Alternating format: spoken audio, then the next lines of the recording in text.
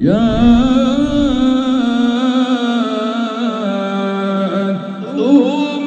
رسلهم بالبينات وبالزور وبالكتاب المنير.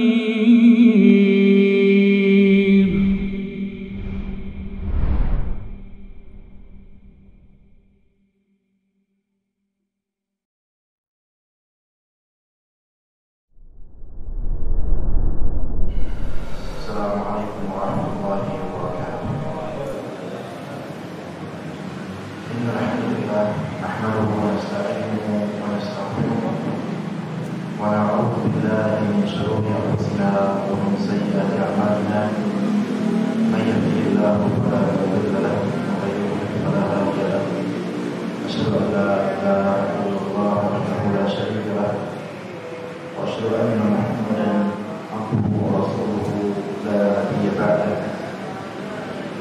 فإن أصدق الحديث كتاب الله وخير الهدي هدي محمد صلى الله عليه وسلم وشر الأمور محدثاتها وكل محدثة بدعة وكل بدعة ضلالة وكل ضلالة في النار.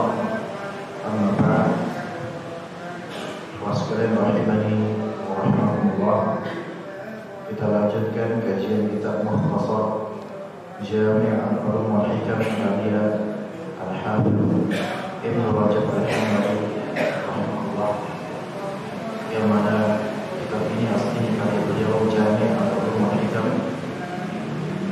namun ini diikhtisar oleh Dr. Ahmad bin Uthman al-Mazyad hafizahullah ta'ala. Kalau diterjemahkan kita ada di halaman 67 dari hadis tentang halal dan haram serta syubhat. Perkataan Ibnu Rajab yang akan kita mulai di akhir halaman 67. Wa in kana al-qalbu fasida, dan jika hati seseorang itu rusak, qad istawla 'alaihi ittiba'u hawahu wa talabu ma yuhibbu walau karihahu Allah. Jika hatinya rusak, di mana hawa nafsu itu menguasai hati, dan di sini talaba ma yuhibbu, selalu mencari apa-apa yang disenangi hawa nafsunya, sekalipun Allah membenci hal tersebut. Fasadat harakatul jawarihi kulluha, maka akan rusak pula, maka gerak-gerik hidup anggota tubuhnya semuanya pasti rusak. Wan ba'athat ila kullil ma'asi wal mushtabihat bihasabi ittiba'i hawal qalb. Dan orang seperti ini, anggota tubuhnya itu gerak-geriknya pasti akan rusak, lalu menjalar kepada perbuatan-perbuatan maksiat serta hal syubhat, sejalan dengan kadar mengikuti hawa nafsu tersebut. Makanya ittiba'ul hawa itu di antara muhlikat, mengekor kepada hawa nafsu itu di antara yang membinasakan manusia. Bahkan hal yang seolah-olah bagi masyarakat awam itu bukan hawa nafsu, tapi pada hakikatnya itu hawa nafsu, yang mana itu bisa menghancurkan dan membinasakan kaum atau manusia. Suatu ketika, ini dalam hadis riwayat Muslim, Rasulullah SAW berkata kepada para sahabat, Innallaha faradu alaikum al-hajja fahujju. Sesungguhnya Allah Subhanahu wa taala telah mewajibkan kepada kalian haji, maka berhajilah. Kemudian kata, ada sahabat yang bertanya kemudian, Ya Rasulullah, afi kulli am, wahai Rasulullah, apakah di setiap tahun kita harus berhaji? Fasakata, maka Rasulullah diam.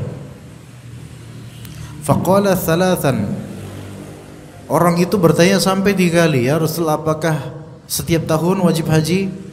Ya Rasulullah, apakah setiap tahun wajib haji? Maka kata Nabi SAW, Lau qultu na'am lamastata'tum. Kalau misalnya aku bilang iya setiap tahun, kalian nggak bakal mampu. Ya. Kemudian kata Nabi sallallahu alaihi wasallam, "Wa ma amartukum min syai'in fa'tu minhu mastata'tum. Wa ma nahaitukum an syai'in fada'uhu." Apa yang aku perintahkan kepada kalian, suatu apapun itu, maka lakukanlah semampu kalian. Dan apa yang aku larang, apapun itu, maka tinggalkanlah. Wa innama halaka man kana qablakum bikathrati su'alihim wa ikhtilafihim ala anbiya'ihim. Sesungguhnya yang membuat hancur kaum-kaum sebelum kalian itu apa? Membuat binasa kaum sebelum kalian itu apa? Dua hal. Di antaranya dua hal. Ada hal-hal lain yang disebutkan dalam hadis lain, seperti ghulu dan lain-lain, riba dan lain-lain. Yaitu kathratu su'alihim. Kebanyakan nanya. Kebanyakan nanya di sini bukan untuk mencari ilmu dan amal, melainkan untuk menyempitkan perkara gitu loh. Sesuatu yang sebenarnya tinggal dia lakukan, tapi kebanyakan nanya gitu loh. Ya udah tinggal lakukan, gak usah kebanyakan spesifikasi. Maka ini mental Yahudi seperti ini. Disuruh, innallaha ya'murukum an tadhbahu baqarah. Sesungguhnya Allah merintahkan kalian untuk menyembelih seekor sapi, kelas satu tok. Kemudian nanya ini, nanya itu, akhirnya dengan kriteria yang sempit. Makanya kata Allah Azza wa Jalla di surat Al-Maidah, la tas'alu an asya'a in tubdalakum tasukum. Janganlah kalian bertanya beberapa hal yang kalau jawabannya muncul itu akan membuat kalian kesulitan. Ya. Kebanyakan nanya padahal sesuatu jelas itu masuk, bisa aja itu masuk apa? Hawa nafsu. Ya. Yaitu pengen nanya tapi ya bukan untuk beramal. Kritis tapi bukan untuk melahirkan suatu ketakwaan pada Allah, dan itu yang ditanamkan banyak oleh para dosen di banyak kampus terhadap mahasiswa. Kritislah kalian. Apalah arti mahasiswa kritis tapi bahlul? Kritis, mahasiswa harus berpikir kritis. Kritis tapi bahlul ini sia-sia, malah lebih jelek. Mendingan diam tapi bahlul. Kritis tapi tidak membangun pondasi ilmu, itu bahlul itu namanya. Bahkan lebih jelek daripada orang yang diam tapi ngerti dirinya gitu loh. Penting kritis, protes aja. Ini itu harus dikritisi. Tapi kan sebelum kita mengkritisi, kita harus tahu hal yang kita kritisi. Kathratus su'al, kebanyakan mempertanyakan dan bertanya, itu satu. Yang kedua, waqtilafihim bikathrati su'alihim waqtilafihim ala anbiya'ihim. Dan banyak menyelisihi nabi-nabi mereka sendiri. Nabi kayak gini diselisihi oleh pengikutnya, oleh umatnya. Itu yang membuat kehancuran. Maka orang yang hatinya rusak ketika hawa nafsu menguasainya, dia akan mencari apa-apa yang disenangi hawa nafsunya. Diperintahkan ini, nanya, supaya seolah-olah dengan pertanyaan itu dia akan mendapatkan terbitan syariat yang sesuai hawa nafsunya. Ya, begitu. Pengen disesuaikan dengan hawa nafsunya. Minimal begini, di antara contohnya kalau zaman sekarang. Wahai jemaat sekalian, ketahuilah bahwasanya mekanisme jual beli seperti ini riba. Ya, dijelaskan oleh Ustadz, riba gini, mekanisme ini riba, dalilnya ini, ketersambungan antara dalil dan kasus begini, selesai. Jelas, khalas. Tapi kadang hawa nafsu dari sebagian jemaah yang mungkin dia kerja di lembaga ribawi itu mencari-cari supaya terlegalisir apa yang menjadi hawa nafsunya. Ya Ustadz, afwan mau nanya dong Ustadz, untuk masalah ini ada nggak Ustadz perkara khilafiyah? Mulai dari bilik atau celah perkara khilafiyah, hal yang jelas dengan dalil dan kaidah itu tersamarkan dan terus fokus di khilafiyah. Oh kan khilafiyah, jadi nggak apa-apa, lakum dinukum waliyadin. Ya udah, yang berpendapat haram riba silakan. Kalau saya mah ikut pendapat yang tidak mengatakan itu riba, tidak mengatakan itu haram. Sebenarnya bukan masalah itu jemaah, tapi masalahnya sampean tuh pengen memvalidasi dan melegalisir pekerjaan seolah-olah tidak haram. Ini hawa nafsu. Kathratus soal, satu yang jelas malah tapi dipertanyakan lagi supaya sesuai dengan hawa nafsunya. Dan tidak seiring dengan Rasulullah SAW, maka gerak-gerik hidup anggota tubuhnya semuanya pasti akan rusak, lalu menjalar kepada perbuatan-perbuatan maksiat serta hal-hal syubhat. Itu sejalan dengan kadar mengikuti hawa nafsunya seberapa. Semakin dia sering mengikuti hawa nafsu, maka semakin besar kadar kerusakan perbuatan anggota tubuhnya. Makanya orang yang dia busuk sekali amalannya, buruk sekali amalannya, itu cerminan kalbunya. Cerminan kalbunya. Ada sebagian orang, bahkan ada beberapa video yang orang ini seperti semi gelandangan dan rambut panjang, kumis tebal, sambil mau ngerokok nggak jadi-jadi karena dia ngomong terus.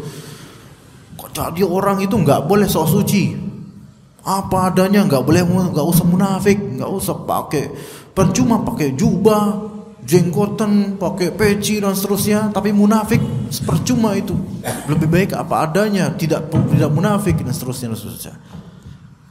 Orang-orang seperti ini perbuatannya rusak, tetapi dia menganggap bahwasanya gua mah apa adanya, daripada yang berjubah kayak bapak, daripada yang berpeci kayak bapak, berjubah tapi kayak gitu sok merasa paling benar gitu, berpeci tapi merasa paling pinter dan seterusnya.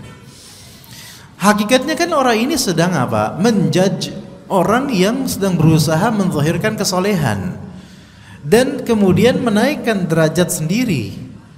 Bahwasanya kayak saya dong, saya apa adanya, nggak munafik, luar dalam sama. Katakan luarnya antum tuh rusak, dalamnya antum jauh lebih rusak daripada luarnya antum. Kita bilang gitu.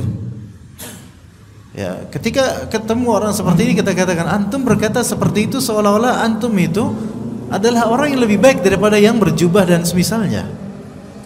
Ketahuilah, antum berbaju, tapi itu kelakuan sudah rusak. Omongan juga sudah rusak, kaedahnya rusak, zahirnya rusak, dalamnya kita yakin lebih rusak lagi karena keluar dari yang zahir ini, yang rusak ini keluar dari yang batin. Bahkan lebih afdal seseorang yang memang dia punya keburukan, ya, tetapi dia berusaha untuk tidak menzahirkannya, itu lebih afdal sebenarnya. Urusan dia munafik atau tidak, setidaknya dia tidak memberikan madarat kepada orang lain dengan kelakuannya. Ya, taib, kita lanjutkan. Dan tidak ada kebaikan bagi hati hingga tertanam di dalamnya ma'rifatullah, mengenal Allah. Pengagungan kepadanya, ta'zim, kecintaan kepadanya, pemuliaan terhadapnya, berharap kepadanya dan bertawakal kepadanya, dan hatinya penuh dengan itu semua. Tidak ada kebaikan bagi hati seseorang hingga tertanam di dalamnya hal-hal yang disebutkan tadi. Pertama, mengenal Allah. Taib, ma'rifatullah, mengenal Allah, ada yang versi tabi'i tanpa harus belajar, ada sifatnya tabi'i tanpa harus belajar, dan ada yang sifatnya muktasab. Jadi mengenal Allah ada yang sifatnya ma'rifatullah, ada yang sifatnya tabi'iyah, yaitu yang memang sudah Allah fitrahkan dari sananya, dan ada yang sifatnya muktasabah. Mengenal Allah dengan cara belajar. Kalau yang tabi'iyah ini sudah fitrah. Kata Allah Azza wa Jalla, fitratallahi allati fataran nasa 'alaiha la tabdila li khalqillah. Fitrahnya Allah yang Allah fitrahkan manusia di atasnya, tidak ada perubahan dalam penciptaan yang dilakukan oleh Allah Azza wa Jalla. Kemudian kata Nabi sallallahu alaihi wasallam, "Ma min mauludin illa yuladu 'alal fitrah, fa abawahu yuhawidanihi aw yunassiranihi aw yumajjisanihi." Tidaklah ada suatu kelahiran melainkan dilahirkan di atas fitrah. Maka orang tuanya lah yang menjadikannya Yahudi atau Nasrani atau Majusi dan seterusnya. Maka ini ma'rifatullah secara tabi'iyah, yaitu memang sudah tercetak pada setiap bashar, setiap insan, yaitu ada potensi untuk mengenal Allah Azza wa Jalla, potensi untuk bertauhid. Maka ini ma'rifatullah yang bersifat tabi'iyah. Ya, tabi'iyah. Taib, ma'rifatullah yang bersifat tabi'iyah ini apakah bisa hilang total? Tidak. Tetap ada walaupun orang itu kufur. Bahkan pada hati Fir'aun sendiri yang mengatakan, "Ana rabbukumul a'la," akulah pencipta kalian, aku Tuhan kalian. Itu sebenarnya apa? Di hatinya itu ngerti bahwasanya dirinya bukan pencipta, dia cuma apa? Ngomong doang. Wastaiqanatha anfusu. Jadi dirinya itu meyakini bahwasanya ada emang Tuhan, sesembahan itu Allah. Dia tahu itu. Meyakini itu. Itu untuk orang paling membangkang loh. Ya. Jadi enggak hilang, fitrah tersebut tidak hilang. Iblis aja mengakui kok. Berarti memang ada fitrahnya itu. Tidak hilang. Hanya saja fitrah yang seperti ini bisa tertutup dengan kekufuran, dengan maksiat dan seterusnya dari kerusakan-kerusakan, terhijab, tapi tetap ada dia aslinya. Orang-orang musyrikun zaman dahulu, di zaman jahiliyah, ketika mereka di darat, mereka berbuat syirik total, menyembah selain Allah, patung-patung. Namun ketika mereka berlayar, kemudian ghasyiyahum mawjun kadzulal, yaitu ada ombak, apa itu yang namanya yang di laut itu? Ombak bukan ya? Ombak bukan. Ketika ada badai, ada ombak, ya. Yang mana ombak tersebut tinggi sekali seperti gunung. Dan memang itu bisa terjadi kalau misalnya antum berada di lautan lepas yang badainya luar biasa. Maka apa yang terjadi? Da'awullaha mukhlishina lahuddin. Mereka semua apa? Berdoa kepada Allah, mukhlisin, dengan tulus dalam berdoa mereka. Din di sini maknanya doa, ibadah, bertulus. Itu dalam Al-Qur'an. Di kenyataan ada seseorang cerita ke ana, seorang DKM, ketua DKM di suatu daerah. Dahulu kala dia tidak sholat, ketua DKM ini. Dan dahulu kala dia nelayan, mencari ikan di lautan lepas bersama teman-temannya. Ada yang Nasrani, Chinese, ya entah Chinese Nasrani atau bukan, pokoknya bukan Muslim lah, kafir lah. Dan dia nyatakan, Ustaz, itu semua di kapal itu semuanya emang nggak pernah sholat, Ustaz. Termasuk anak, kata beliau. Beliau usianya udah 60-an sekarang. Termasuk anak, Ustaz. Nggak pernah sholat selama berapa tahun, nggak pernah. Dan ketika itu memang badai luar biasa. Benar, Ustaz, itu badai itu ibarat gunung. Udah kayak gunung gitu. Air semua itu, kapal itu udah terhempas gitu. Apa yang udah semua itu nyebut Allah, Allah, Allahu Akbar. Kembali ke fitrah. Back to default setting. Settingannya kembali tuh. Kalau di game tuh kita udah ngelantur kemana, udah ancur-ancuran, back to default, ya. Kembali ke basicnya, fitrahnya Allah. Sampai kemudian mereka bilang ke bapak ini yang ketua DKM sekarang, udah ketua DKM kan sudah mewakafkan masjid jadi ketua DKM, Masya Allah. Itu bilang kemudian, orang-orang itu teman-teman pada nyuruh anak azan, bayangin, nyuruh anak azan ketika itu. Ya pikir baru pas kali ini deh, baru azan. Giliran sebiasanya dengar azan bodoh amat. Pas udah darurat kayak gini, persis seperti ayat surat Luqman. Da'awullaha mukhlisin, langsung minta betul sama Allah. Akhirnya azan tapi enggak mau. Ya gimana ya? Enggak tahu entah ketakutan atau malu sama Allah atau gimana, tapi kepepet gitu. Akhirnya udahlah saya aja yang azan, kata teman yang lain gitu. Azan dia, Allahu Akbar, itu di dalam kabin itu azan. Dengan itu kapal tuh sudah dihempas kemana-mana, enggak tenggelam tapi masih gini cuman terhempas. Yang Chinese ini kemudian bilang apa? Kita lagi kena musibah malah nyanyi, kata dia gitu. Digampar sama teman muslimnya, digampar dia, enak aja bilangnya ini lagi azan, kamu nggak tahu, kamu diem kamu gitu. Ya ini karena nggak tahu dia. Kita maklumi, tapi kan dalam keadaan gitu dibilang nyanyi udah kepepet, minta sama Allah dibilang nyanyi lagi. Ya, kalau agamanya dia mungkin gitu, doa sambil nyanyi ya, tapi kalau misalnya kita kan nggak, ini azan. Ya, sebenarnya sih minta sama Allah aja cukup sebenarnya. Tapi nggak apa-apa, mungkin itu saking nggak tahu mentok jalan. Dan setelah itu alhamdulillah mereka selamat. Ana bilang ke waktu persis ya Pak, kayak di Al-Quran ya, persis banget Ustaz, kata dia. Kalau di Al-Quran itu kan kata Allah Azza wa Jalla, falamma najjahum ilal barri idza hum yusyrikun. Ketika mereka udah selamat ke daratan, mereka berbuat syirik lagi. Itu gitu nggak Pak? Bener gitu juga. Itu manusia itu seperti itu.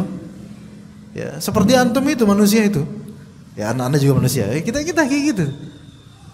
Ya, itu yang level parah sampai kufur, balik kepada kufur lagi. Kita juga bisa kayak gitu jemaah, tapi enggak sepersis format kayak gitu.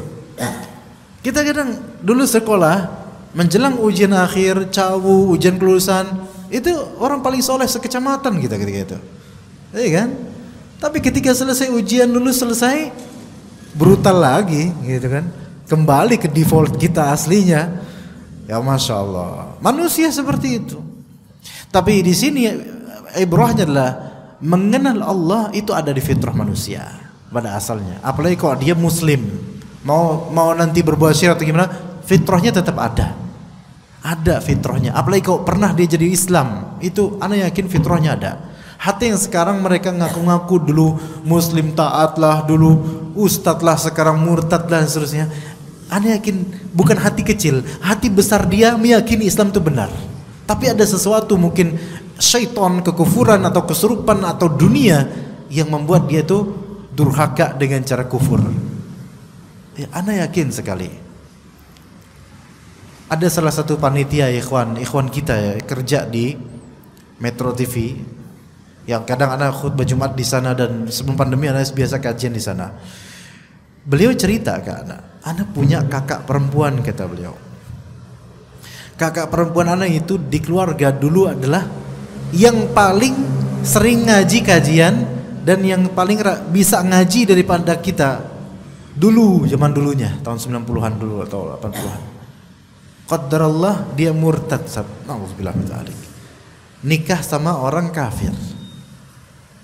Cuman dia sampai sekarang masih kafir. Ana ketika terakhir ketemu beliau, ana tanya, "Gimana keadaan kakak antum, udah kembali ke Islam belum?" Enggak, Ustaz. Tapi ajaibnya kisahnya apa? Kakak perempuan ini walaupun dia kafirah sekarang, masih kafir, suaminya ya kafir. Tapi dia itu setiap mendengar azan dia selalu nangis. Dan dia nggak bisa menahan nangisnya gitu. Setiap dengar azan nangis dia. Dan dia nggak bisa nahan nangisnya itu. Tapi sampai sekarang belum Allah Ta'ala berikan hidayah mungkin, wallahu a'lam. Syuf, lihat fitrah. Orang kalau udah kenal Allah, pernah Allah Ta'ala berbuat baik pada dia, pada saatnya ketika kepepet ya fitrahnya keluar juga. Atau mungkin gak saat kepepet, diingatkan sesuatu tentang Allah, fitrahnya keluar. Walaupun dia masih mengingkari, tapi gak bisa. Fitrah dirinya itu keluar. Gitu jemaah. Nah, ma'rifatullah secara tabi'iyah ini tidak melazimkan seseorang itu taat dan seterusnya. Enggak, semua orang mengenal Allah, tahu bahwa dirinya itu makhluk, tetapi ya ma'rifatullah yang secara muktasab inilah, muktasabah yang ditanamkan, ditumbuhkan, dipelajari terus-menerus, dijaga, ini yang menjadi ibrah di sini. Ya, jadi nggak ada kebaikan dalam hati seseorang hingga tertanam di dalamnya ma'rifatullah, pengagungan terhadap Allah, kecintaan kepada Allah, pemuliaan terhadap Allah, berharap kepada Allah, tawakal kepada Allah, dan hatinya penuh dengan semua itu. Dan inilah hakikat tauhid, dan ini adalah makna la ilaha illallah, tiada yang berhak disembah melainkan Allah. Allah Ta'ala berfirman, "Qul in kuntum tuhibbunallah fattabi'uni yuhibbukumullah wa yaghfir lakum dzunubakum." Katakanlah, jika kalian benar-benar mencintai Allah, ikutilah aku, yaitu Nabi Muhammad SAW. Niscaya Allah mencintai kalian dan mengampuni dosa-dosa kalian. Allah menjadikan tanda benarnya kecintaan hamba kepadanya adalah mengikuti Rasulnya. Jadi bagaimana tanda betulnya cinta kita kepada Allah? Yaitu tandanya dengan mengikuti Rasulnya. Ini menunjukkan bahwa kecintaan kepada Allah tidak akan terwujud kecuali dengan ketaatan dan kesesuaian ucapan dengan tindakan sesuai dengan Rasulullah SAW. Kata Allah Azza wa Jalla, "May yuti'ir rasula faqad ata'a Allah." Barang siapa yang taat kepada Rasul, maka dia telah taat kepada Allah Azza wa Jalla. Ya. Yahya bin Mu'adz berkata, beliau berkata, "Laisa bisadiqin man idda'a mahabbatallahi wa lam yahfaz hududahu." Bukanlah seseorang yang jujur orang yang mengklaim dirinya mencintai Allah tetapi dia tidak menjaga batasan-batasan Allah, yaitu hal-hal yang Allah haramkan. Pun begitu, bukan seorang yang jujur orang yang mengklaim dirinya dan kelompoknya mencintai Rasulullah, mengklaim dirinya ahlus sunnah, tetapi enggak menjaga batasan-batasan dalam sunnah Nabi sallallahu alaihi wasallam. Ya. Baik. Kita lanjut ke hadis ke-7 ikhwas sekalian. Hadis ke-7, ad-dinun nasihah. Agama adalah nasihat. Hadis ke-7, an Tamim ad-Dari radhiyallahu anhu. Dari hadis Tamim ad-Dari radhiyallahu anhu, anna Nabi sallallahu alaihi wasallam qala, bahwasanya Nabi sallallahu alaihi wasallam bersabda, ad-dinun nasihah, ad-dinun nasihah, ad-dinun nasihah. Agama itu adalah nasihat. Agama itu adalah nasihat. Agama itu adalah nasihat. Qulna, kami pun berkata, liman ya Rasulullah, untuk siapa wahai Rasulullah? Maka beliau menjawab, lillahi wa li kitabihi wa li rasulihi wa li a'immatil muslimin wa 'ammatihim.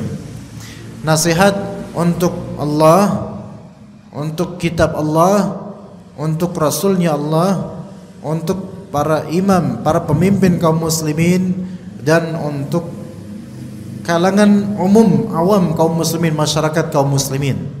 Itu hadis Tamim ad-Dari radhiyallahu anhu. Kemudian an Abi Dawud, dari Abu Dawud rahimahullah, beliau berkata, hadzal haditsu ahadul ahadithi allati yaduruhu 'alaiha al-fiqhu. Hadis ini adalah salah satu hadis yang merupakan poros ilmu fikih, yaitu ilmu fikih itu semuanya, ilmu fikih itu kembali ke hadis ad-dinun nasihah. Semua ilmu fikih. Al-Hafidz Abu Nuaim berkata, hadza haditsun lahu sya'n. Hadis ini memiliki kedudukan penting.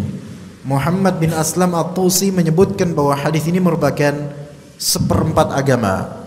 Baik, kita menuju ke syarah atau penjelasan terhadap hadis ini. Berkata Al-Hafidz Ibnu Rajab rahimahullah, qad warada fi ahaditsa katsiratin an-nushu lil muslimina umuma. Dalam banyak hadis disebutkan wajibnya memberikan an-nush. Nush itu di sini ketulusan kepada kaum muslimin secara umum, yaitu perbuatan. Nush, ya. Nanti akan ada makna dari nush, apa ini nasihat. Al-Khattabi menyatakan nasihat adalah kata yang digunakan untuk mengungkapkan suatu kalimat yang merupakan keinginan mendatangkan kebaikan bagi pihak yang ditujukannya nusuh tersebut atau nasihat tersebut. Apa maknanya ikhwas sekalian? Jadi nasihat dalam bahasa Arab ini suatu istilah yang menjamak dan mencakup banyak sekali maksud dan makna. Tapi intinya itu semua adalah iradatul khair lil mansuhi lahu.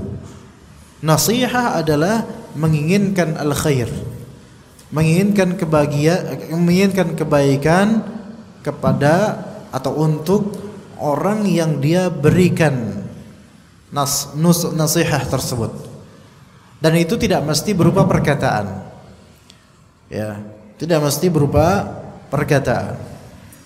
Al-muhim, nasihat itu pada makna syariatnya ada makna yang sangat umum, ada yang makna sangat khusus. Ada makna umum dan makna khusus. Makna umum dari nasihat adalah segala keinginan baik terhadap objek, itu adalah nasihat. Segala keinginan baik secara syar'i terhadap objek, maka itu adalah nasihat. Maka seseorang punya keinginan baik terhadap Allah dengan cara dia beramal saleh, taat pada Allah, maka itu adalah suatu nasihat kepada Allah. Ini bukan nasihat dalam artian mengoreksi Allah, bukan. Nasihat makna umum yaitu menginginkan kebaikan, melakukan segala kebaikan apapun itu kepada objeknya. Nasihat kepada Rasulullah SAW misalnya dalam arti umum ini, yaitu taat pada Rasulullah SAW, mengamalkan sunnahnya. Ini kan kebaikannya akan kembali juga ke Rasulullah SAW, akan dapat pahalanya juga dari itu. Kemudian nasihat terhadap kitab Allah Azza wa Jalla, yaitu mengamalkan apa yang dikandungannya, di kandungan Al-Quran, dan mempercayai apapun yang ada di Al-Quran. Ini merupakan keinginan baik terhadap kitab Allah Azza wa Jalla. Nasihat kepada para pemimpin kaum muslimin, yang mana pemimpin kaum muslimin terbagi menjadi dua, yaitu umara dan ulama.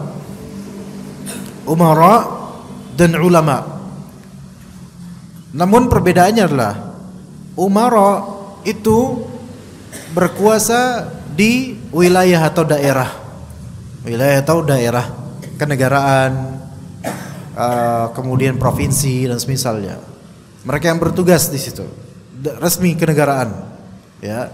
Adapun ulama, maka ini tidak dilazimkan pengurus wilayah atau daerah, melainkan ulama ini misalnya, ulama ini ulama dari Saudi atau Mesir, maka ini termasuk ulama, gitu loh. Walaupun bukan penguasa kita, mereka termasuk ulama. Ya. Jadi kalau ulama itu kriterianya bukan di wilayah atau daerah, tapi kriterianya adalah di ala basir, ad'u ila, yaitu ad'u ila Allah, berdakwah untuk menyeru kepada Allah Azza wa Jalla ala basirah, di atas ilmu yang benar. Itu kriterianya ulama. Itu kriterianya ulama. Adapun yang disebut-sebut dan digadang-gadangkan ulama di zaman sekarang dengan definisi masyarakat awam, itu bukan ulama. Karena orang-orang ini mereka banyak yang memang atas nama Islam, cuman bukan ad'u ilallah, bukan menyeru kepada Allah, melainkan menyeru kepada entah dirinya supaya diagungkan, entah ormasnya supaya jadi member, entah golongannya supaya jadi bawahannya, dan seterusnya. Ini bukan ulama sama sekali. Ini bukan da'i yang syar'i secara hak, tidak. Karena syaratnya ad'u ilallah, yaitu memang ke Allah, kita betul-betul ke Allah Azza wa Jalla, ke syariat Allah, ke sunnah Nabi SAW yang itu diperintahkan oleh Allah Azza wa Jalla, untuk mengikuti Nabi Muhammad SAW dan para sahabatnya. Adapun kalau supaya buat gua, ya, ormas gua, tapi dengan nama Islam, maka enggak. Ini bukan ulama. Walaupun penampilannya seolah-olah dia ulama dunia, kalimatnya walaupun terbungkus dengan ilmu agama, tetapi hakikatnya tidak ad'u ilallah. Itu yang pertama. Tapi tidak semua yang mengatakan ayo kita ke Allah kemudian tidak memenuhi syarat kedua. Enggak semuanya. Syarat kedua adalah ala basirah, di atas basirah, di atas ilmu yang benar. Seperti apa ilmu yang benar? Yaitu ilmu yang sesuai dengan petunjuk Nabi SAW dari Al-Quran dan As-Sunnah dengan pemahaman salafus saleh. Maka ini yang dimaksud ulama yang benar, Rabbani. Adapun kalau semua orang yang orasi tentang agama disebut ulama, semua yang menjadi khutbah Jumat disebut ulama, maka ini khata. Maka ini khata. Kan boleh jadi dalam satu masjid, dalam satu masjid, dalam sebulan ada 4 kali Jumatan. Namun Jumat pertama dari golongan A, Jumat kedua ormas B, Jumat ketiga dari firqah sesat C, Jumat keempat dari ini. Yang kalau diperhatikan semuanya beda prinsip dalam beragama. Kadang muta'arid, yaitu bertentangan. Jumat ini ngomong ini, Jumat depan boleh jadi ceramah bertentangan dengan yang ini. Jumat yang A mengkafirkan Syiah, Jumat yang B mengkafirkan Syiah, Jumat yang C kemudian malah Syiahnya sendiri yang jadi khatib. Allahul musta'an. Campur baur seperti tong sampah. Semua mendaku mengajarkan agama Islam, tapi mana ayatnya yang ditunjukkan, mana hadisnya yang ditampilkan. Pun kalau misalnya menunjukkan ayat atau hadis, malah justru untuk mendukung prinsip ormas ataupun syahwat pribadi ataupun penguasa. Maka enggak seperti ini. Islam itu ad'u ilallah dengan segala resiko. Ad'u ilallah, bukan kepada diri saya, bukan kepada golongan saya, bukan kepada ormas saya dan semisalnya, ya. Ad'u ilallah. Nah, inilah ulama. Ulama yang kita betul-betul disebut a'immatul muslimin, disyaratkan darinya apa? Ikhlas, mendakwahkan menuju Allah dan juga di atas ilmu yang benar. Kalau umara tidak disyaratkan itu. Umara di sini a'immatul muslimin tidak disyaratkan harus berilmu, tidak disyaratkan harus soleh, tidak. Melainkan disyaratkan hanya dia penguasa resmi, khalas. Walaupun fasik, walaupun zalim, mereka imam kita dari segi kepemimpinan wilayah. Wajib kita taati dalam perkara yang ma'ruf dan haram kita ikuti dalam perkara munkar, khalas. Dan kalau untuk menasihati mereka para imam dari segi daerah, maka menasihatinya juga ada cara tersendiri. Juga ada cara tersendiri yang sesuai dengan sunnah Nabi SAW. Tidak dinasihati secara publik di kajian, di mimbar, di tulisan-tulisan, tidak dinasihati secara publik, melainkan ada caranya yang itu ada di kitab-kitab manhaj tentang penguasa. Kemudian mu'ammatihim, dan kalangan awam dari kaum muslimin itu juga butuh nasihat. Semua ini ada nasihatnya, yaitu ada perbuatan baik yang berpahala yang bisa kita berikan kepada objek-objek ini. Syarah hadis ini, dalam banyak hadis disebutkan wajibnya memberikan nush kepada kaum muslimin secara umum, dan dalam sebagiannya tulus kepada para pemimpin kaum muslimin, dan dalam sebagian lain ketulusan para pemimpin kepada rakyat mereka.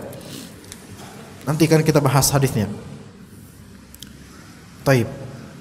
Yang pertama, nush atau tulus untuk semua kaum muslimin secara umum, keawaman kaum muslimin umumnya. Dari Jarir bin Abdullah radhiyallahu anhuma, beliau radhiyallahu anhuma berkata, "Bay'atun nabiyya sallallahu alaihi wasallam ala iqamis salati wa ita'iz zakati wan nushi likulli muslim." Aku membaiat Nabi sallallahu alaihi wasallam di atas syarat-syarat berikut, yaitu mendirikan salat, menunaikan zakat, dan tulus memberikan kebaikan untuk setiap muslim. Jadi ketika kita ini muslim, kita harus punya sifat atau sisi nush, nasihah atau iradatul khair ala kulli muslim. Menginginkan berbuat baik dan kebaikan pada setiap muslim, siapapun itu. Siapapun itu, walaupun orang muslim tersebut tidak sesuai dengan keinginan kita, tapi kita ingin dia kebaikan. Itu wajib. Kayak kata Nabi SAW dalam Sahih Bukhari disebutkan dalam hadis, la yu'minu ahadukum hatta yuhibba li akhihi ma yuhibbu li nafsihi. Tidak sempurna iman seorang dari kalian hingga dia mencintai untuk saudaranya apa yang dia cintai untuk dirinya.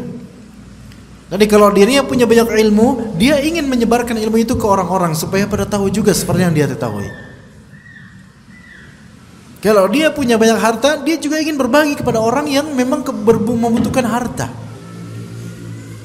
Ini hadis ini luas sekali dan insya Allah akan kita bahas suatu ketika. Hadis ini sangat luas cakupannya. Sangat luas cakupannya. Jadi ini yang wajib adalah yuhibba li akhihi, menginginkan, suka ketika saudaranya itu untuk dapat hal yang juga dia sukai untuk dirinya. Hadis ini menghancurkan berhala egoisme. Jadi enggak apa-apa tuh saya aja yang dapat, yang lain enggak usah.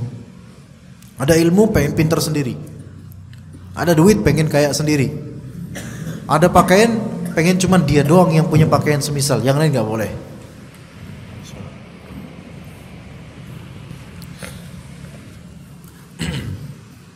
Dan ketika kita itu pengen menginginkan kebaikan buat orang, minimal punya ada keinginan kebaikan buat orang, itu minimal itu udah menjadi nasihat. Ketika antum melihat pemulung pakai jilbab misalnya, ya Allah kesian, muslim menurut zahir kan muslim, terbitkanlah di hati antum minimal rasa kasihan dan pengen sebenarnya membantu dia. Qadarullah nggak mampu mungkin antum bantu, tapi minimal ada di hati itu nush, itu ingin berbuat baik padanya gitu. Minimal itulah, minimal. Ya, walaupun belum bisa melakukannya. Kemudian dari Abu Hurairah radhiyallahu anhu dari Nabi SAW beliau bersabda, haqqul muslimi 'alal muslimi sit. Hak seorang muslim atas orang mukmin lainnya, orang muslim lainnya ada 6. Lalu beliau menyebutkan salah satunya, wa idzastanshahaka fansahlah. Dan apabila dia meminta nasihat atau ketulusan nasihat darimu, maka berikanlah nasihat yang tulus buat dia. Ini salah satu hak. Insyaallah kita lanjutkan setelah salat Isya pas insyaallah taala kalimat-kalimat berikutnya dan hadis-hadis berikutnya insyaallah. Sallallahu alaihi Nabi Muhammad wa ala alihi washabbihi ajma'in. Baik, bismillahirrahmanirrahim. Alhamdulillah wassalatu wassalamu ala Rasulillah, amma ba'd. Hal yang kedua disebutkan oleh Ibnu Rajab di sini sebagaimana disebutkan dalam hadis yang al-tsani, yang kedua,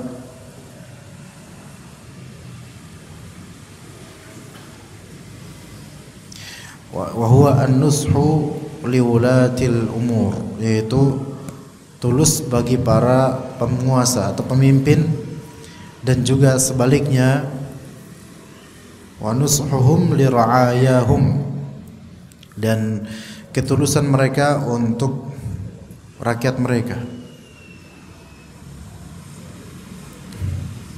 Di sini wulatul umur bahasannya dan cakupannya itu lebih luas dari yang mungkin kita sangkakan.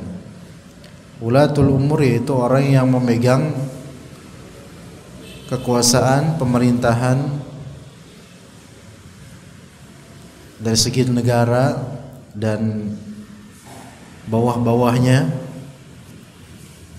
dan orang-orang yang diberi amanah untuk memimpin, maka bawahannya itu adalah rakyatnya yang dipimpin.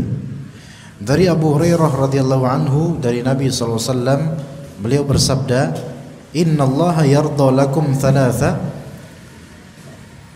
sesungguhnya Allah ridha bagi kalian 3 hal. Pertama, yardha lakum an ta'buduhu wa la tusyriku bihi syai'a. Yang pertama, Allah ridha kepada kalian jika kalian beribadah hanya kepadanya dan tidak menyekutukan sesuatu pun dengannya. Yang kedua, wa an ta'tasimu bihablillahi jami'an wa la tafarraqu, dan Allah ridha kepada kalian jika kalian bersatu dalam berpegang teguh kepada tali agama Allah dan tidak berpecah belah. Dan yang ketiga, Allah ridha jika kalian antunasihu man wallahu Allahu amrakum, jika kalian bersikap nusuh, yaitu bersikap tulus kepada orang-orang yang Allah serahkan untuk memimpin urusan kalian, yaitu orang yang menguasai kalian. Kalian memiliki sifat nasihah dan nusuh, yaitu bersikap tulus dengan menasihati dengan cara yang terbaik, mendoakan kebaikan, mendoakan hidayah, membela kehormatan orang-orang ini dari penguasa, ya. Ini termasuk. Namun ada hadis yang disebutkan oleh Ibnu Rajab di sini, hadis yang penting sekali. Ini ancaman yang besar dan dosa yang besar. Kemudian dari Ma'qil bin Yasar radhiyallahu anhu, dari Nabi sallallahu alaihi wasallam, beliau bersabda, "Ma min 'abdin yastar'ihi Allahu ra'iyatan thumma lam yahutha binasihatin illa lam yadkhulil jannah." Tidaklah ada seorang manusia, hamba, yastar'ihi Allahu ra'iyatan, yang Allah serahkan padanya untuk memimpin suatu ra'iyah. Di sini diterjemahkan masyarakat. Sebenarnya maknanya ini lebih umum daripada masyarakat. Kata Nabi SAW di hadis lain, kullukum ra'in wa kullukum mas'ulun an ra'iyatihi. Setiap kalian adalah pembimbing, ra'i.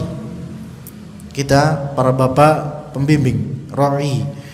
Dan bawahan kita yaitu anak istri kita, ra'iyah kita, rakyat kita. Jadi rakyat dari bahasa Arab, dari kata ra'iyah, yaitu yang dibimbing, yang digembleng, yang digembala, itu ra'iyah. Maka ma min 'abdin yastar'ihi Allahu ra'iyatan, tidaklah ada seorang hamba Allah yang dia serahkan untuk memimpin suatu bawahan. Ra'iyah di sini bawahan, yaitu yang dipimpin, baik anak istri ataupun warga ataupun masyarakat, masuk semua, ataupun imam terhadap makmumnya, imam pemimpin, ya. Thumma lam yahutha binasihatin, kemudian dia tidak berusaha bersikap tulus, yaitu tidak berusaha memberikan kebaikan pada yang dia pimpin, yaitu pada rakyatnya, pada masyarakatnya, pada warganya, pada seorang ustadz, pada mad'unya, seorang imam kepada makmumnya, seorang bapak kepada keluarga, kepada anak istrinya. Itu tidak berusaha memberikan nasihat, bersikap tulus dari kebaikan-kebaikan, tidak berusaha untuk mendatangkan kebaikan, maka illa lam yadkhulil jannah, melainkan Allah tidak akan memasukkan orang seperti ini ke surga. Dia orang seperti ini tidak masuk surga. Di sini di hadis Sahih Bukhari nomor 7150, dan ada buka kitab Syarah Sahih Bukhari oleh Syekh Utsaimin rahimahullah di jilid 10. Dalam hadis ini disebutkan orang hamba yang Allah Ta'ala titipkan padanya amanah rakyat. Ingat, rakyat di sini tidak mesti masyarakat untuk presiden, enggak mesti itu termasuk. Tapi masuk juga hal-hal yang digembleng oleh pemimpin, seperti bapak ke anak istri, imam ke makmum, dai ke mad'u, semua masuk semua. Siapapun yang berposisi sebagai penguasa secara wilayah, baik itu presiden, kemudian wakil rakyat, camat, lurah dan semisalnya, masuk itu dari segi wilayah. Ataupun dari segi dakwah, da'inya, ataupun dari segi pernikahan, kepala keluarganya, ataupun dari segi apa? Imam kepada makmumnya. Orang-orang seperti ini nih, kalau udah diberikan tampuk seperti itu, amanah seperti itu, falam yahutha binushatin atau binushih, tidak memberikan kebaikan kepada pihak yang di bawahnya, illa lam yajid raihatal jannah, tidak menemukan, tidak mendapatkan aroma surga. Artinya jauh dari surga, masuk surga. Enggak masuk surga sebelum dia dibalas dengan apa yang telah dia perbuat dari keburukan terhadap ra'iyahnya. Maka kata Syekh Utsaimin rahimahullah, ini merupakan terjemahannya, maknanya ini merupakan tahqir, penghinaan kepada orang-orang yang sudah Allah jabatkan, sudah Allah takdirkan dia menjabat, dia menjadi pemimpin keluarga, dia menjadi imam, dia menjadi dai, dan tidak memberikan kepada bawahannya, orang-orang bawahnya nasihat, tidak memberikan kebaikan. Ini tidak mendapatkan aroma surgawi, nggak dapat. Ya. Dan beliau Syekh Utsaimin rahimahullah memberikan contoh. Di sini contoh yang beliau sebutkan dalam syarahnya yaitu Imam al-Masjid. Ya. Imamul Masjid, imam masjid, law shalla wahdahu lakana lahu an yusalli salatan thaqilatan mutawwalah.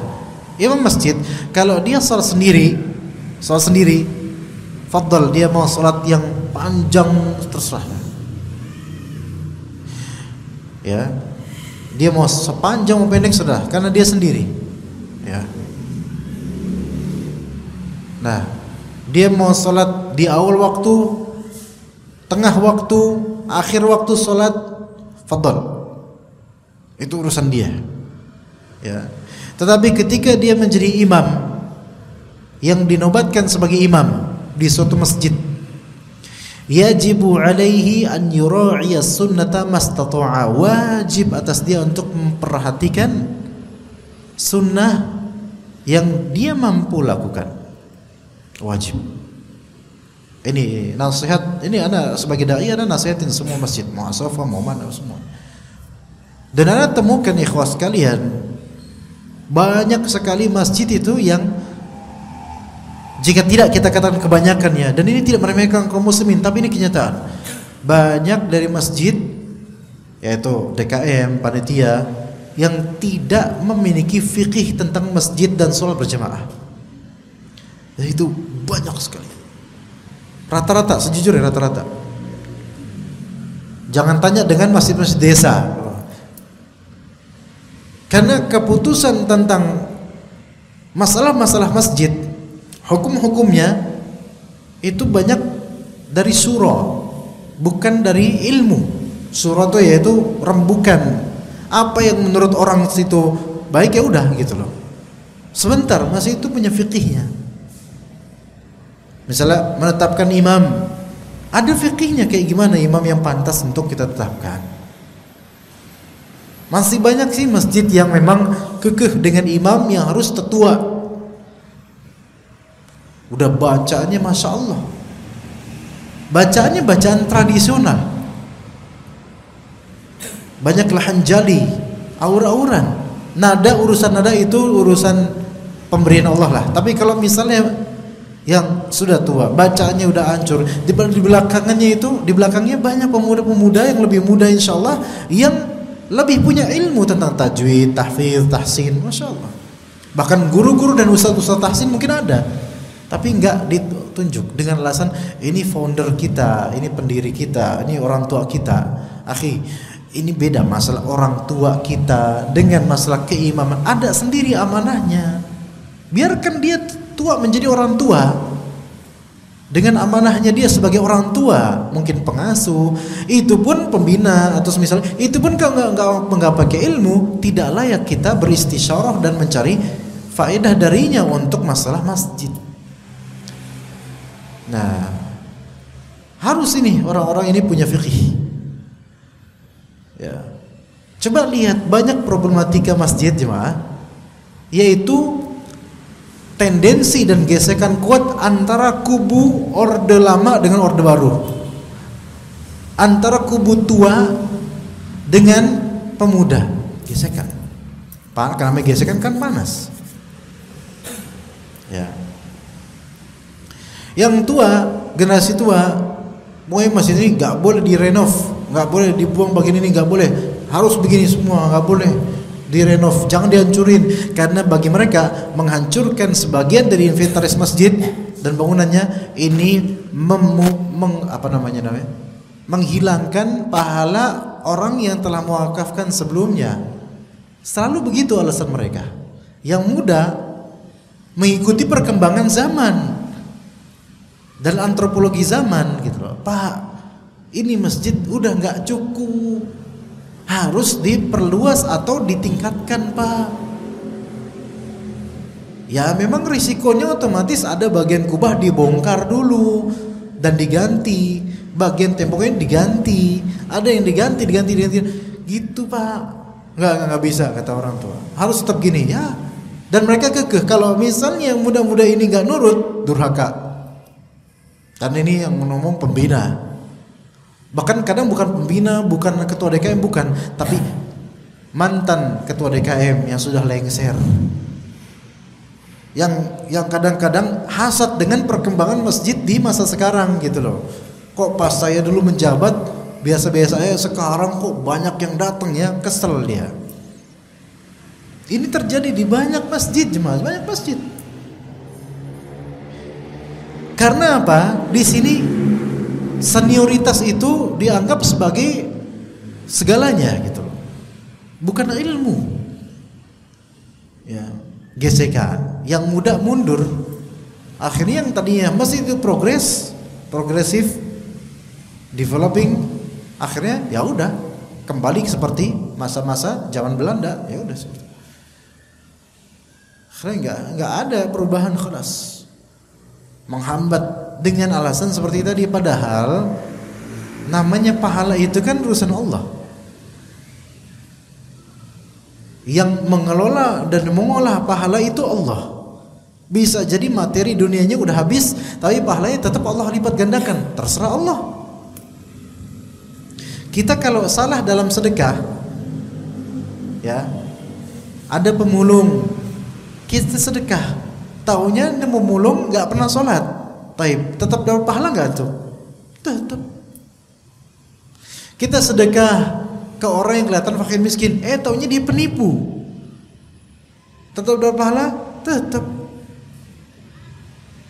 Ya, kita donasi, ternyata salah saluran. Ini ngomongin donasi, taunya buat pribadi, dapat pahala enggak? Sesuai niatannya. Misal donasi untuk membangun masjid, sesuai niatannya pahala yang membangun masjid tetap dapat. Pahala itu ada. Allah itu murah, pemurah. Astagfirullah. Allah itu pemurah.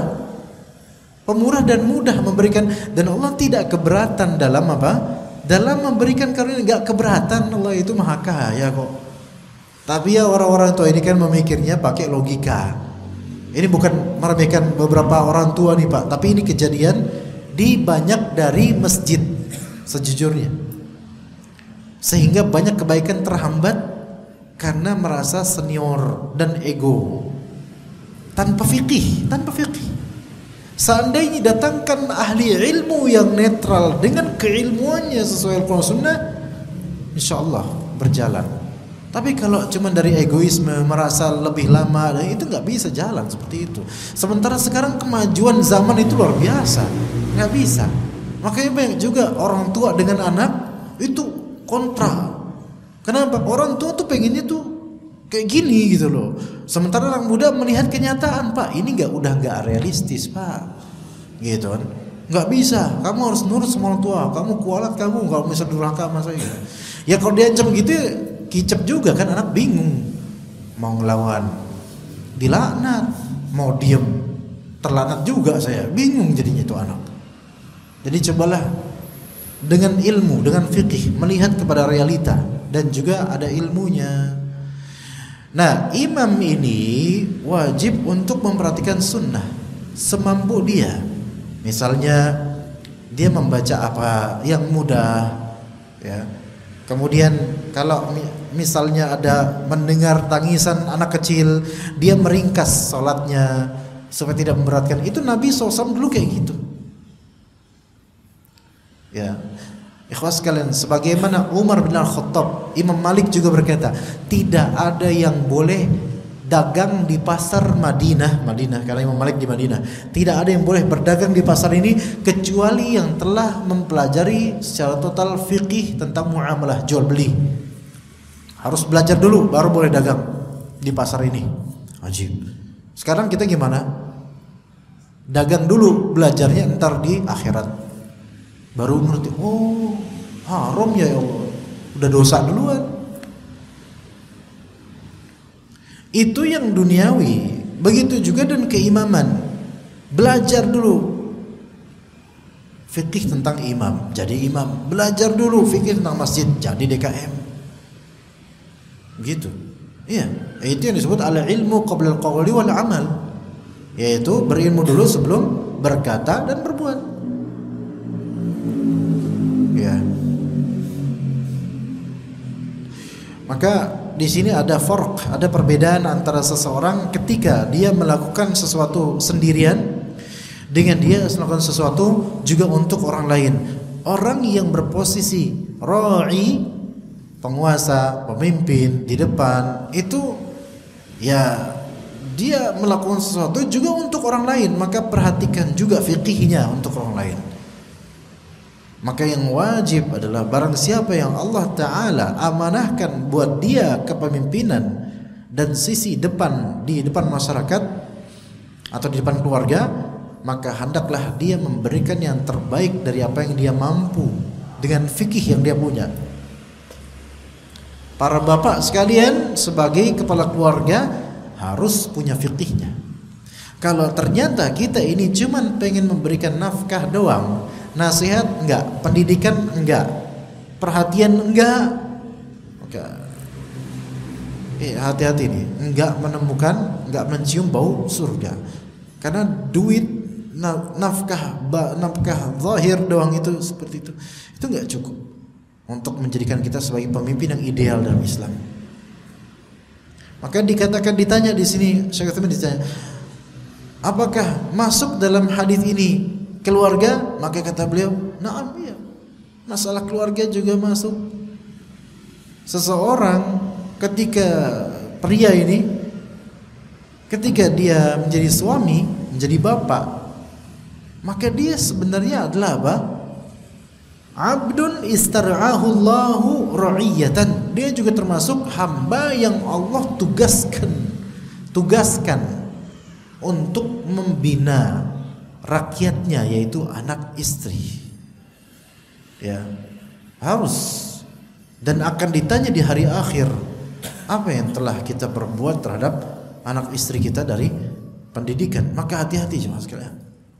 Enggak memperhatikan anak-anak kita, enggak memperhatikan istri kita dari segi keagamaan dan akhlaknya, itu akan menjadi tanda tanya besar di akhirat, dan khawatirnya enggak mencium bau surga. Artinya dosanya besar. Ini termasuk dosa besar. Dan termasuk pula dalam masalah poligami, terutama bagi orang-orang yang nekat, belum punya ilmunya, belum pantas melakukannya, bahkan ngomong aja belum pantas, tapi langsung dengan nekat melakukannya tanpa kesiapan ilmu, mental, kemampuan finansial, persiapan keadilan, dan banyak hal pertimbangan. Jangan lanjut, hancur-hancuran Pak. Ingat, ketika kita nikah atau nikah lagi atau nikah lagi dan seterusnya, itu kita menancapkan diri memiliki rakyat. Dan kata Nabi tadi, ya, ma min 'abdin istar'ahu Allahu ra'iyatan falam yuhitha binasihah lam yurih ra'ital jannah. Tadi, ya Allah amanahkan istri pertama, istri kedua, anak ini, anak. Kemudian ini rakyat dia, tidak dia gembleng, tidak dia perhatikan, tidak dia beri nasihat, maka makin besar dosanya jemaah sekalian. Dan ini juga terjadi di banyak orang yang melakukan praktik poligami tanpa kesiapan mental, ilmu, nafkah dan semisalnya. Besar dosanya. Yang ujung-ujungnya kalau nggak tahan, cerai atau kabur. Cerai kabur habis itu. Nauzubillah min dzalik. Ya, begitu ya ikhwas sekalian. Maka Nabi SAW mengabarkan bahwa agama ini adalah nasihat atau sikap tulus. Maka ini menunjukkan bahwasanya nasihat mencakup ajaran Islam, iman, ihsan yang disebutkan dalam hadis Jibril, dan semua itu Allah namakan sebagai agama. Nasihat bagi Allah menuntut pelaksanaan kewajiban-kewajiban kepadanya dalam bentuk yang paling sempurna, yaitu derajat ihsan, maka sikap tulus kepada Allah tidak akan sempurna kecuali dengan itu, dan itu juga tidak akan terwujud apabila tidak ada kesempurnaan cinta yang wajib dan yang sunnah. Dan semua itu mengharuskan bersungguh-sungguh untuk mendekatkan diri kepadanya dengan amal-amal perbuatan ketaatan sunnah di atas dasar ini, dan meninggalkan hal-hal yang diharamkan dan dimakruhkan juga di atas dasar ini. Ala kulli hal itu yang bisa kita sampaikan biidznillah taala. Jazakumullahu khairal jaza. Terima kasih atas kehadiran antum di kajian ini. Semoga yang sedikit ini bermanfaat dan bisa menjadi buah amalan saleh, keimanan, ketakwaan, dan penambah derajat kita di sisi Allah. Allahumma salli wa sallim ala nabiyyina Muhammad wa ala alihi wa sahbihi ajma'in. Subhanakallahumma wa bihamdika asyhadu an la ilaha illa anta astaghfiruka wa atubu ilaik. Wassalamu alaikum warahmatullahi wabarakatuh.